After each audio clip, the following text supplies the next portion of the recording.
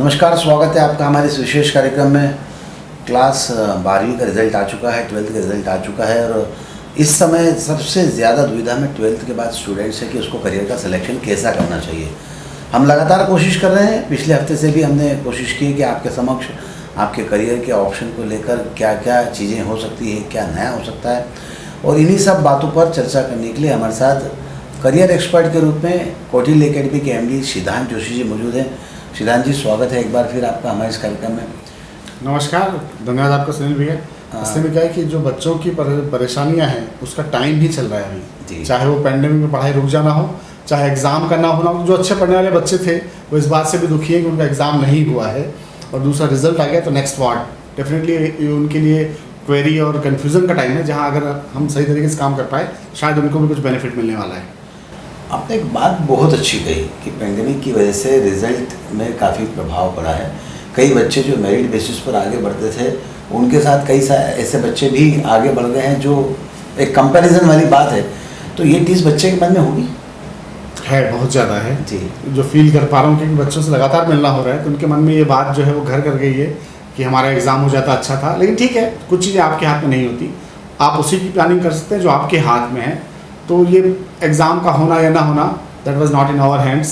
Definitely अब जो result आ गया उसको एक्सेप्ट करना पड़ेगा, क्योंकि एक्सेप्टेंस से ही आप आगे बढ़ सकते हैं। हाँ, अपने आप को प्रूव करने का मौका लगातार मिलने वाला है, पूरी लाइफ पड़ी है उसके लिए। तो इन 2 सालों को छोड़कर बाकी जो चीज़ें हैं उसकी प्लानिंग कर लें, क्योंकि अब जो अवसर होगा डेफिनेटली जो कंपटीशन उसको बहुत हाई लेवल पे ले जाने वाला है।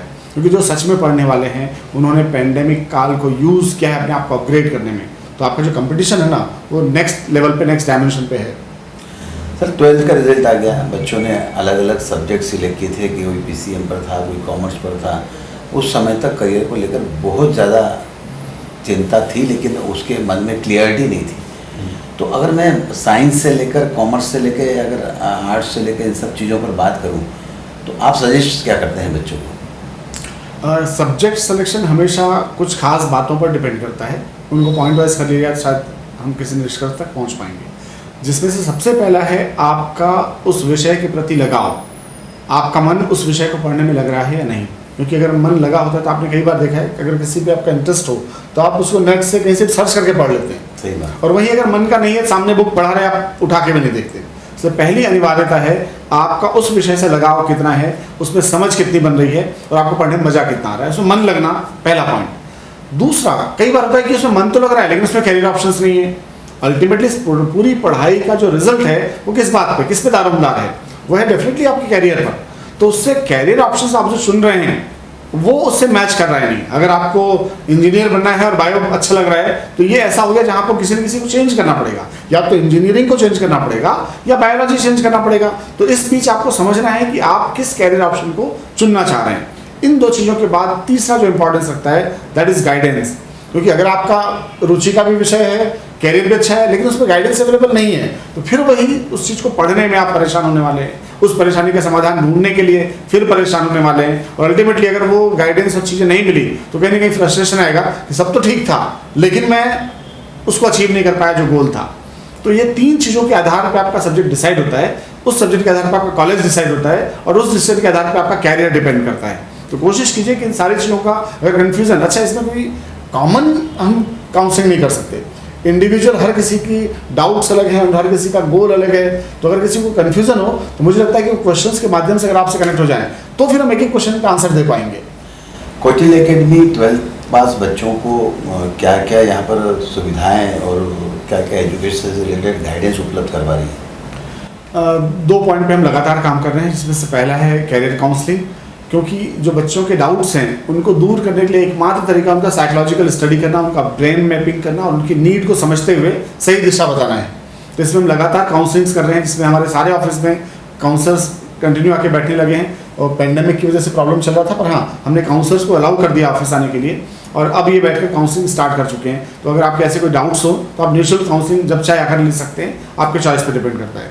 दूसरा, जिन्होंने इस काउंसलिंग के माध्यम से कुछ डिसाइड कर लिया कि वो आगे क्या करना चाह रहे हैं, इसमें से कई ऐसे स्टूडेंट्स हैं जो प्रशासनिक अधिकारी के रूप में अपने आप को देखना चाहते हैं। ग्रेजुएशन में कुछ कॉमर्स लेना चाह रहे हैं, कुछ आर्ट्स में है, कुछ MBBS भी करना चाह रहे हैं, कुछ को इंजीनियरिंग भी करना है, लेकिन उन सब चीज़ों के बाद वो अपने आप को फाइनली देखना चाहते हैं एक प्रशासनिक अधिकारी के रूप में। और प्रशासनिक अधिकारी के रूप में अपने आप को एस्टेब्लिश करने के लिए अनिवार्यता है कि आप UPSC या MPPSC की बात करें। दोनों ही एग्ज़ाम को अपीयर होने के लिए, फॉर्म फिलअप करने के लिए ग्रेजुएशन कंपलसरी है। ग्रेजुएशन किसी भी स्ट्रीम में हो, पब्लिक सर्विस कमीशन उस पर कोई बॉदर नहीं करता, पूछता भी नहीं कि आपने क्या किया है। वो तो फॉर्म में टिक करवाता है आपने ग्रेजुएशन कर लिया है, हाँ या ना। अगर आप ग्रेजुएशन है तो आप तैयारी कर सकते हैं। तो हम 2 पैटर्न पे काम कर रहे हैं इस प्रकार से, एक काउंसलिंग के माध्यम से उनके कन्फ्यूजन को दूर करना, और जिन्होंने ठान लिया है कि हाँ मुझे इस रास्ते पे चलना है, उनके आगे के मार्ग प्रशस्त करना, जिसमें जो टीचर्स हैं वो अपना काम 5 तारीख से चालू कर लेंगे। ग्रेजुएशन के पहले भी क्या हम स्टूडेंट्स जो 12th पास हैं उनको गाइडेंस देकर प्रशासनिक परीक्षाओं की तैयारियां करवा रहे हैं? हाँ, डेफिनेटली। हमारी जो 3 इयर्स अंडर ग्रेजुएट बैच है उसमें 12th पास आउट स्टूडेंट्स को ही एडमिशन मिलता है, जिनके पास 3 साल का मिनिमम टाइम स्पेन है। तो first year, second year, third year, 3 साल में अलग अलग डायमेंशन में कहा जाए, अलग अलग तरीके से, चूँकि जो 12वीं पास स्टूडेंट है उसका जो मन है वो कोमल है थोड़ा सा कंपेरेटिव, तो उसके कॉन्फिडेंस लेवल, उसके मन, उसका जो सोचने का तरीका है, उनको बच्चों जैसा ट्रीट करना पड़ता है। तो फर्स्ट ईयर का बैच हमने पूरी तरह से डिज़ाइन किया हुआ है, जहाँ उनको साइकोलॉजिकल सपोर्ट दिया जाए, उनके कॉन्फिडेंस को बढ़ाया जाए, उनकी रीडिंग और राइटिंग हैबिट को बढ़ाया जाए, ताकि वो कॉन्फिडेंट हो जाए कि हाँ मैं पब्लिक सर्विस कमीशन के एक अधिकारी के रूप में अपने आप को देख सकता हूँ। सेकेंड ईयर में हम आते हैं राइटिंग स्किल पर। देखिए क्या हुआ, जब से मोबाइल और कंप्यूटर हाथ में आया ना, लोगों के लिखने की क्षमताएँ कम हो गई। और पब्लिक सर्विस कमीशन का जो मेंस एग्जाम पूरी तरह से लिखने के दारोमदार पर डिपेंड करता है। तो न्यूज़पेपर को पढ़ना, उसके क्रक्स को निकालते हुए, एनालाइज करते हुए अपने आंसर तक पहुंचना, क्योंकि किसी भी विषय पर पब्लिक सर्विस कमीशन के एग्जाम में आपकी राय पूछी जाती है, इसमें आप क्या कहते हैं। और किसी भी राय तक पहुंचना ये तभी पॉसिबल है जब आपने उसको थॉरोली स्टडी किया हो और उसके पास उसका थॉट प्रोसेस भी हो, तब जाकर कहीं वो अपनी राय दे पाता है। और कई बार हमारे पास राय के विचार तो होते हैं पर विचारों को शब्द नहीं मिल पाता, और इन शब्दों के लिए ज़रूरी है कि आप लगातार जो मीडिया में चलने वाली चीज़ें, चाहे न्यूज़पेपर है, टीवी चैनल्स हैं, टॉक शोज़ हैं, इनको लगातार देखना पड़ता है ताकि वो आपकी पर्सनालिटी का पार्ट बन सकें। और इस प्रकार से हम लगातार फर्स्ट ईयर, सेकेंड ईयर की तैयारी करवाते हैं। थर्ड ईयर में जो सिलेबस है उसको प्रॉपर वे में फॉलो करते हुए प्री मेंस इंटरव्यू ये कंप्लीट करवाया जाता है, ताकि 3 साल बाद जो स्टूडेंट है, जो एस्पिरेंट है, वो प्रशासनिक अधिकारी के रूप में अपने आप को एस्टैब्लिश करते हुए एग्जाम दे और क्लियर करके अपने लक्ष्य तक पहुंच जाए। मोटे तौर पर ग्रेजुएशन के बाद अगर वो प्रशासनिक परीक्षाओं की तैयारी करता है तो प्रिलिमिनरी, मेंस और इंटरव्यू तक के प्रोसेस में कितना समय लगता है? जो 3 इयर्स का टाइम स्पैन है ये तैयारी के लिए सफिशिएंट है, और एग्ज़ाम प्रोसीजर ऑलमोस्ट 1 ईयर का होता है। जो प्रीलिम्स के लगभग 4 से 6 महीने के बाद मेंस होगा, उसके 3 महीने बाद इंटरव्यू होगा, और रिजल्ट आने तक पूरा 1 साल का जो सर्कल है वो पूरा होता है। तो इस पैटर्न पर तैयारी की जाती है, तो हम भी उस टाइम स्पैन का ध्यान रखते हैं। बड़ी बात निकल कर सामने आई है। अगर आप 12th पास हो गए हैं और आप चाहते हैं कि आप प्रशासनिक अधिकारी बनना चाहते हैं, तो मात्र 4 से 4.5 साल के पढ़ाई के दौरान या पढ़ाई के बाद आप आसानी से प्रशासनिक अधिकारी बन सकते हैं, बशर्ते आप सारी परीक्षाओं को पास करते चलें। ये एक बड़ा सवाल है जिसका जवाब भी सिद्धांत जोशी साहब ने दिया है। कौटिल्य अकेडमी इस तरह की तमाम सारी सुविधाएं आपको जुटाता है। सर, कई बार बच्चे ये तय नहीं कर पाते हैं कि हमको साइंस लेना है, हमको मैथ्स लेना है, हमको कॉमर्स लेना है, हमको आर्ट्स लेना है, तो आपके जो काउंसलिंग का तरीका होता है वो किस तरह का होता है जिससे बच्चे का माइंड आपको समझने में आसानी होती है? कई बार जो स्टूडेंट्स होते हैं उनके रुझान को समझने के लिए उससे पहले वाले क्लास के मार्क्स को देख लेना सबसे ईजी होता है जी। कि अगर वो 10th का स्टूडेंट लेना चाह रहा है तो 9th-10th के मार्क्स देख लीजिए, या 12th में उसने जो सब्जेक्ट रखा था कंटिन्यू करना चाह रहा है या नहीं, आप मार्क्स देख के अंदाज़ा लगा सकते हैं कि इसमें इसका मन लग रहा है या नहीं। सबसे बेसिक तरीका है। दूसरा तरीका काउंसलिंग के माध्यम से उसके क्वेश्चंस पूछना। अगर उसने मैथ्स रखा था और मैथ्स के क्वेश्चन प्रॉब्लम सॉल्व ही नहीं कर पा रहा, फिजिक्स पढ़ा पर फादर ऑफ फिजिक्स से नहीं पता, तो कहीं ना कहीं डाउटफुल हो जाता है कि ये सब्जेक्ट शायद इसके मन के करीब नहीं है। तो नया सब्जेक्ट क्या, फिर वो क्वेश्चन आंसर पैटर्न है जहाँ वो क्या बनना चाह रहा है, क्या उसको लगता है कि वो अच्छा। कई बार इसमें मैंने देखा कि जो उसके हॉबीज़ होते हैं वो भी सब्जेक्ट को डिफाइन करने में हेल्प करते हैं। कई लोगों की जो हॉबी है वो क्रिएटिविटी है, अगर वो कोई कविताएं लिखना चाहता है, कोई कहानियाँ लिखता है। कुछ लोगों का स्पोर्ट्स होता है, तो स्पोर्ट्स वाले को देखना आप वो टीम वर्क पर ज़्यादा भरोसा करेगा, तो उसके क्वालिटी के आधार पर भी चीज़ें जज की जा सकती हैं। पर इन सब चीज़ों के बावजूद ये इंडिविजुअल पे डिपेंड करता है, इसका कोई सामूहिक काउंसलिंग नहीं हो सकता। इसलिए मैं यहाँ पर थोड़ा सा असमर्थ हो रहा हूँ सही आंसर देने में। तो ये स्पेसिफिक, अगर आप किसी को सच में प्रॉब्लम है तो आप एक बार पर्सनली आ जाएं, निःशुल्क काउंसलिंग में। निःशुल्क शब्द बार बार इसलिए बोल रहा हूँ कि कई बार वो कन्फ्यूजन में आ जाता है, कौटिल्य एकेडमी चलना है तो वहाँ पर फिर चार्जेस क्या होंगे। तो ये सुनील जोशी जी भैया की वजह से ये मैं चीज़ आपके लिए निःशुल्क करवा रहा हूँ कि अगर इस पॉइंट पर किसी को भी आना हो, वो आपका बस नाम रेफरेंस देना पड़ेगा, ये सारी चीज़ें मैं अवेलेबल करा दूँगा। ये बड़प्पन है श्रीधान जोशी जी का जो मेरे नाम के साथ इन सब बातों को जोड़ रहे हैं। पर हकीकत ये है कि पिछले कई सालों से मैंने जानता हूँ और कई सारे स्टूडेंट्स को निःशुल्क करियर गाइडेंस देते हैं, उपलब्ध करवाते हैं, और कई स्टूडेंट्स को बहुत सारी मदद अलग अलग ढंग से करते हैं। और मुझे इतना जो जानकारी है उसके मुताबिक कुछ ऐसे स्टूडेंट्स के बारे में भी मेरे पास जानकारी है जो श्रीधान जोशी जी की निःशुल्क करियर गाइडेंस के बाद यहाँ पर प्रशासनिक अधिकारी के तौर पर मध्य प्रदेश के अलावा भी देश के अन्य हिस्सों में पोस्टेड है। तो ये सब बड़प्पन वाली बात है। शिक्षा के प्रति इनका रुझान और अपने जो छात्र हैं उनके प्रति कितनी गंभीरता है उनकी इस बात से अंदाज़ा लगाया जा सकता है। बहरहाल अगर हम बात करें कि प्रशासनिक अधिकारी के क्षेत्र में साइंस, कॉमर्स, आर्ट्स या अन्य विषय या इंजीनियरिंग करने वाला भी जा सकता है, उसमें कोई बंधन नहीं है सर। ग्रेजुएशन कंप्लीट होना चाहिए, दैट्स इट। किसी भी मान्यता प्राप्त यूनिवर्सिटी से ग्रेजुएशन, क्योंकि अभी यूनिवर्सिटीज़ भी कई मनमाने खुल गए, तो ध्यान रखिएगा कि ऐसा कोई यूनिवर्सिटी ना हो जिसमें बाद में क्वेश्चन मार्क आ जाए जी। तो सही यूनिवर्सिटी से कोई भी ग्रेजुएशन हो सकता है, स्टूडेंट अपीयर कर सकते हैं। बस यूपीएससी और एमपीपीएससी में एक पॉइंट का डिफरेंस होता है, ग्रेजुएशन पॉइंट ऑफ व्यू से बताना चाह रहा हूँ मैं, वो ये कि यूपीएससी में आपको एक ऑप्शनल सब्जेक्ट भी लेना पड़ता है जी। तो अगर आपके ग्रेजुएशन का चॉइस सही होगा तो ग्रेजुएशन की तैयारी के साथ ही ऑप्शनल सब्जेक्ट भी तैयार हो जाता है जी। तो ये एक पॉइंट है। अच्छा, एमपीपीएससी में ऑप्शनल सब्जेक्ट नहीं है, सिर्फ जनरल स्टडीज़ की पढ़ाई है, इसलिए वहाँ पर डिफरेंस नहीं आता। तो आप कौन से स्ट्रीम से ग्रेजुएशन कर रहे हैं यूपीएससी में बहुत मैटर करता है, और इससे जरूरी है कि आप ऑप्शनल सब्जेक्ट चुनते समय भी ग्रेजुएशन के सब्जेक्ट का ध्यान रखें। बहुत बारीक बात है, बहुत ऐसी बात है जिसको समझना ज़रूरी है। सर ने बोल दिया कि आप एक ऑप्शनल सब्जेक्ट यूपीएससी के लिए चुनने की ज़रूरत है, एमपीपीएससी में इसकी ज़रूरत नहीं है, लेकिन आप स्वयं ये तय नहीं कर सकते कि ऑप्शनल सब्जेक्ट क्या होना चाहिए। उसके लिए निश्चित तौर पर जब आप कौटिल्य एकेडमी में आते हैं, यहाँ पर गाइडेंस लेते हैं, काउंसलर से मिलते हैं, श्रीधान जोशी जी से मिलते हैं, तो सही दिशा आपको मिल सकती है कि आपको करियर का चुनाव कैसे करना है। तमाम सारी बातें हैं, तमाम सारे सवाल हैं आपके इस समय। श्रीधान जी, जैसा मैं लगातार देखता आ रहा हूँ कि सिविल सर्विसेज को लेकर लंबा गैप एक हो गया था पिछली बार, और अब एग्ज़ाम्स भी आने वाली हैं, तमाम सारी चीज़ें हैं, तो स्टूडेंट को सलाह क्या दे रहे हैं सर आप? देखिए, जो गैप आया वो कोविड-19 की वजह से जो था, वो तो खैर आपके हमारे हाथ में नहीं है। जो वही बार बार मैं कह रहा हूँ, जो आपके हमारे हाथ में नहीं है उसकी प्लानिंग या बातें करना, उसको छोड़ के हम जो हाथ में है उसकी प्लानिंग कर लें। तो जो चीज़ें छूट गई, एमपीपीएससी का एग्ज़ाम लगभग 2018 के बाद कोई रिजल्ट नहीं है, 19 की वैकेंसी आके उसके एग्ज़ाम प्रीलिम्स हो चुके हैं, 20 का भी प्रीलिम्स हो गया। तो इस कंडीशन में जो चीज़ें हैं वो चल तो रही हैं, थोड़ी रुकावटों के साथ, लेकिन तो इस कंडीशन में अब आपकी जिम्मेदारी ये बनती है, खास स्टूडेंट्स, एस्पिरेंट्स की, कि निरंतरता, कंटिन्यूटी बनाए रखें। कई बार होता है कि हम तैयारी तो कर लेते हैं, एक लेवल पे पहुंच भी जाते हैं, पर उस कंटिन्यूटी के ब्रेक होने से वापस ये सांप सीढ़ी के खेल में वापस एक से पहुंच जाते हैं। तो ऐसी स्थिति में अनिवार्यता ये है कि आप अपने स्टडी को लगातार कंटिन्यूटी बना के रखें, क्योंकि पब्लिक सर्विस कमीशन के फील्ड में एक चीज़ जो देखा गया है वो है कंटिन्यूटी, कंसिस्टेंसी के साथ पढ़ाई करना। क्योंकि यहाँ जितने भी विषय हैं, ये विषय सब एक लंबे चैन के रूप में है, और चैन अगर छोटे छोटे हों तो आप उसको बड़ा करने के लिए फिर कहीं ना कहीं वेल्डिंग करनी पड़ेगी, जो वहाँ पॉसिबल नहीं होता।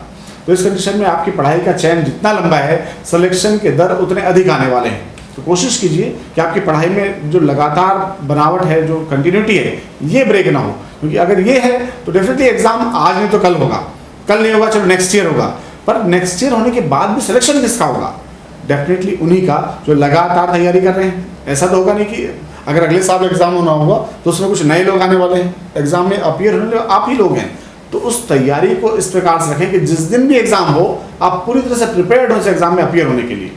दूसरी ओर अगर आप देखते हैं कि जो एग्जाम के कंटिन्यूटी में जो बातें चल रही हैं, पब्लिक सर्विस कमीशन का जो प्रीलिम से हो गया, लेकिन व्यापम की परीक्षा रद्द हो गई। अब रद्द जो परीक्षाएं हुई है, जिस दिन भी सरकार वापस अनाउंस करेगी उसके लगभग 40 से 50 दिन के अंदर एग्जाम हो जाना है। अब इस कंडीशन में अगर आप वेट करें कि नहीं वैकेंसी आएगी तब हम फॉर्म फिलअप करेंगे फिर तैयारी करेंगे, तो यहाँ चूक हो रहा है स्टूडेंट से।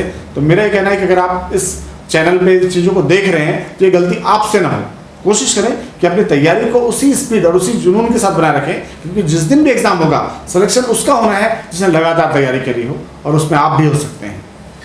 सही बात है। अगर लगातार तैयारी करेंगे तो वे उम्मीदवार आप भी हो सकते हैं, वे परीक्षार्थी आप हो सकते हैं, वे अभ्यर्थी आप हो सकते हैं, और सफल उम्मीदवार भी आप हो सकते हैं। बड़ी बात ये भी निकल कर सामने आई है कि अगर आप एग्जामिनेशन के डेट के अनाउंस होने का इंतज़ार कर रहे हैं, फॉर्म भरने का इंतज़ार कर रहे हैं और उसके बाद तैयारियों की बात कर रहे हैं, तो निश्चित तौर पर ये ठीक नहीं है। आपको पहले से ही इन सब बातों पर तैयारी कर लेना चाहिए। बहरहाल रायपुर से मनीष का सिद्धांत जी एक सवाल है, वे जानना चाहते हैं कि मैं यूपीएससी के साथ एमपीपीएससी की तैयारी और छत्तीसगढ़ की लोक सेवा आयोग की तैयारी भी करता हूँ, क्या मैं अन्य राज्यों की जो स्टेट की पीएससी उनकी तैयारी कर सकता हूँ? पब्लिक सर्विस कमीशन जितने भी हैं हर राज्य में हैं। अंतर सिर्फ इस बात का है कि जो बाकी मध्य और दक्षिण के राज्य हैं वहाँ कोई ना कोई उनका एक लोकल लैंग्वेज कंपलसरी है। सिर्फ हाँ, आप जिस भी राज्य का चाहे पब्लिक सर्विस कमीशन पीएससी का एग्ज़ाम दे सकते हैं, लेकिन अगर गुजरात जाना है तो गुजराती लैंग्वेज आना पड़ेगा, महाराष्ट्र का पीएससी देना है तो मराठी लैंग्वेज कंपलसरी होगा। तो इस कंडीशन में आपके इस आंसर को मैं थोड़ा ठीक कर लेता हूँ, बाकी लोगों के भी काम आ जाएगा। अगर आप यूपीएससी की तैयारी करते हैं तो उसके साथ राज्यों के पीसीएस या पब्लिक सर्विस कमीशन पीएससी की तैयारी हो जाती है। मध्य प्रदेश छत्तीसगढ़ के साथ एक तरीका यह है कि आप उन भाषाई राज्यों पर अपनी तैयारी को केंद्रित कर लें जहाँ हिंदी भाषी है, जैसे राजस्थान, हिमाचल प्रदेश, बिहार, उत्तराखंड, झारखंड, मध्य प्रदेश, छत्तीसगढ़, ये ऐसे 6-7 राज्य हैं जहाँ आप हिंदी भाषा के साथ अपीयर हो सकते हैं। यहाँ लोकल लैंग्वेज की कोई कंपल्सन वाली बात नहीं है। इसके अलावा अन्य राज्यों में आपको उस राज्य का लैंग्वेज जानना पड़ेगा। तो इसलिए मैं आंसर 2 पार्ट में दे रहा हूँ। हाँ, आप इन 7-8 राज्यों में दे सकते हैं, पर ना बाकी राज्यों के लिए अपीयर नहीं कर सकते, क्योंकि आपको विषय पढ़ना है, लैंग्वेज पढ़ने का टाइम जनरली नहीं मिल पाता है। देखिए, ये भी एक अच्छी बात निकल कर आई है। अगर आप हिंदी भाषी प्रदेश में रहते हैं तो आप हिंदी भाषी प्रदेशों में जाकर परीक्षाएं दे सकते हैं। वहाँ की जो स्टेट की जो पीएससी होती है उसमें अपीयर हो सकते हैं। उसी से आपको फ़ायदा होने वाला है। गुजरात या महाराष्ट्र में अगर जब तक आप वहाँ की भाषा का ज्ञान नहीं है, आप वहाँ की एग्ज़ाम में सम्मिलित नहीं हो सकते, क्योंकि एक लोकल लैंग्वेज का आना ज़्यादा ज़रूरी होता है। निश्चित तौर पर सर इसके पीछे रीज़न भी यही होगा कि जो यूपीएससी स्टेट की जो पीएससी क्लियर करते हैं उन लोगों को ग्रास रूट लेवल तक जाना होता है और वहाँ पर जाकर बातचीत करना होती है, इसीलिए लोकल भाषा की जानकारी ज़रूरी होती है। डेफिनेटली, क्योंकि उनका काम ही है समस्याओं का समाधान करना, और समस्याओं का समाधान डेफिनेटली डिस्कशन और समझदारी के माध्यम से। अगर आप उनका प्रश्न ही नहीं समझ रहे हैं, उनकी बेसिक समस्याओं को नहीं समझ रहे हैं, तो प्रशासनिक अधिकारी के रूप में जन कल्याण करना ये पॉसिबल नहीं हो सकता। इसलिए कंपल्सन किया गया है कि जो जिस राज्य में होगा उसका लोकल लैंग्वेज जानता हो।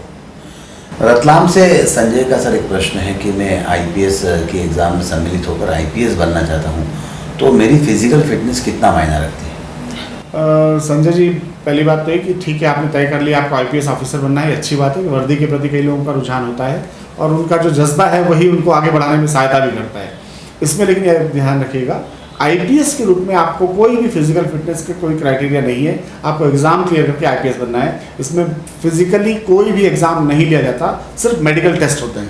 तो इसलिए अगर आप फिजिकली हाइट कम है, ज़्यादा है, आप कितने स्ट्रांग हैं, इससे कोई फ़र्क नहीं पड़ना। हाँ, आप कितने मेहनती हैं, आपकी समझ कितनी है, आप कितने मन से अपने प्रॉब्लम को सॉल्यूशन पे ध्यान देते हैं, आपका मेंटल फिटनेस क्या है, ये अनिवार्य रखता है। तो कुल मिलाकर मैं कहूँ कि पार्श्विक बल नहीं, नैतिक बल ही है जो आपको वहाँ तक पहुँचाएगा। राजेश का एक सवाल जबलपुर से है कि मैं एनडीए की तैयारी कर रहा हूँ, क्या कौटिल्य अकेडमी में इसके लिए कोई प्रावधान है? हाँ है, एनडीए की सेपरेट बैचेस चलती हैं और पिछले 2-3 वर्षों में तो अच्छे खासे सिलेक्शन है एमपी से भी, कौटिल्य अकेडमी से भी।